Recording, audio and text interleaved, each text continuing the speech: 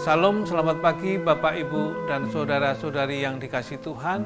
Selamat berjumpa kembali bersama Renungan Harian GKI Sangkrah, hari Jumat tanggal 14 April 2023. Kita akan menyambut firman Tuhan, mari kita berdoa. Tuhan, kami bersyukur oleh karena kasih-Mu yang begitu besar kepada setiap kami. Hari ini Tuhan menyediakan kehidupan yang baru buat kami semua. Kami akan menjalani kehidupan yang baru ini di dalam pertolongan dan kuasa Tuhan. Kami akan merenungkan sebagian firman Tuhan. Berkati hati dan pikiran kami agar firman Tuhan boleh tertambat di dalam setiap hati dan pikiran kami untuk dapat kami lakukan di dalam kehidupan kami hari lepas hari. Di dalam nama Tuhan Yesus kami berdoa. Amin. Kita akan baca firman Tuhan dari Injil Lukas pasal 24. Ayat 36 sampai 48 yang berbunyi demikian. Dan sementara mereka bercakap-cakap tentang hal-hal itu, Yesus tiba-tiba berdiri di tengah-tengah mereka dan berkata kepada mereka, "Damai sejahtera bagi kamu." Mereka terkejut dan takut dan menyangka bahwa mereka melihat hantu. Akan tetapi ia berkata kepada mereka, "Mengapa kamu terkejut dan apa sebabnya timbul keraguan-raguan di dalam hati kamu? Lihatlah tanganku dan kakiku. Aku sendirilah ini. Rabalah aku dan lihatlah. Karena hantu tidak ada daging dan tulangnya, seperti yang kamu lihat ada padaku."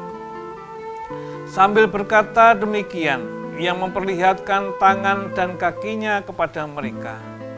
Dan ketika mereka belum percaya karena girangnya dan masih heran, berkatalah ia kepada mereka, Adakah padamu makanan di sini?" Lalu mereka memberikan kepadanya sepotong ikan goreng. Ia mengambilnya dan memakannya di depan mata mereka. Dan berkata kepada mereka, "Inilah perkataanku yang telah kukatakan kepadamu ketika aku masih bersama-sama dengan kamu, yakni bahwa harus digenapi semua yang ada tertulis tentang aku dalam kitab Taurat Musa dan kitab Nabi-Nabi dan kitab Mazmur." Lalu ia membuka pikiran mereka sehingga mereka mengerti kitab suci. Katanya kepada mereka, "Ada tertulis demikian, Mesias harus menderita dan bangkit dari antara orang mati pada hari yang ketiga, dan lagi dalam namanya berita tentang pertobatan dan pengampunan dosa harus disampaikan kepada segala bangsa, mulai dari Yerusalem. Kamu adalah saksi dari semuanya ini." Sedemikian jauh pemberitaan firman Tuhan, berbahagialah kita yang senantiasa memelihara firman Tuhan dan melakukan di dalam kehidupan kita hari lepas hari. Bapak dan Ibu yang dikasihi Tuhan, baru saja kita merayakan Paskah. Dengan kebangkitan Kristus menjadi tanda bahwa kita diberi kemenangan dan hidup oleh karena Allah. Dengan apa yang sudah dilakukan Tuhan Yesus menjadi bukti kasih Allah kepada manusia. Sehingga pengenalan akan Tuhan secara pribadi dan mengalami kuasa kebangkitan adalah pokok yang sangat penting untuk kemenangan kita.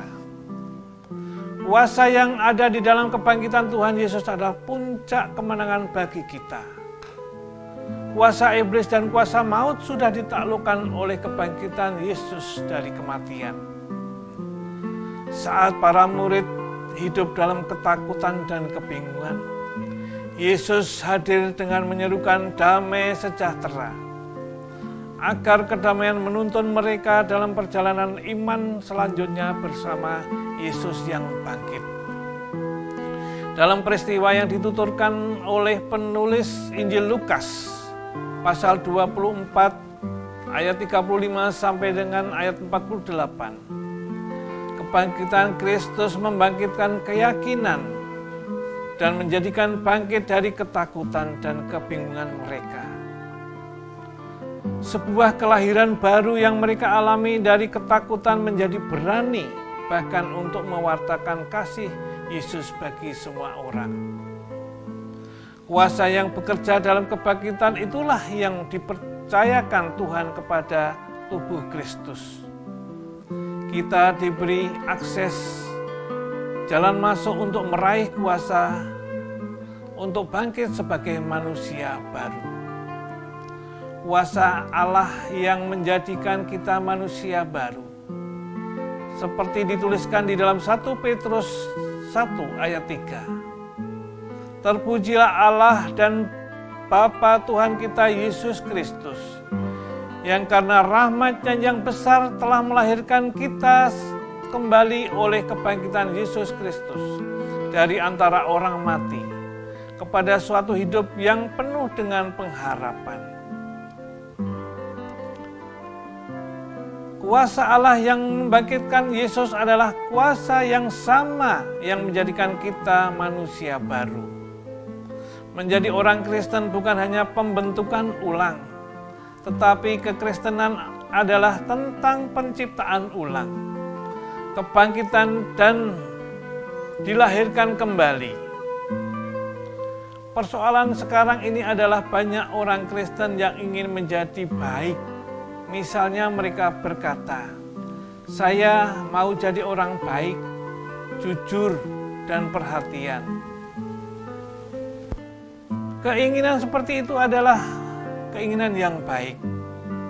Namun kekristenan adalah ketika Allah menjadikan kita sebagai manusia yang sepenuhnya baru lewat kuasa kebangkitan Kristus. Kesadaran bahwa Allah telah menjadikan kita manusia baru, sehingga kita harus bisa hidup sebagai manusia baru dan tidak jatuh pada kehidupan lama yang mendukakan hati Allah. Dosa adalah hal yang harus kita hindari. Tidak hanya itu, ajakan untuk mengenal Allah menjadi sesuatu yang utama. Mengenal Allah dengan cara menuruti perintah-perintahnya. Dengan menuruti perintahnya, pastilah kita dipenuhi dengan kasih Allah, sehingga kita ada di dalam Allah. Bangkit sebagai manusia baru, berarti meninggalkan kehidupan lama.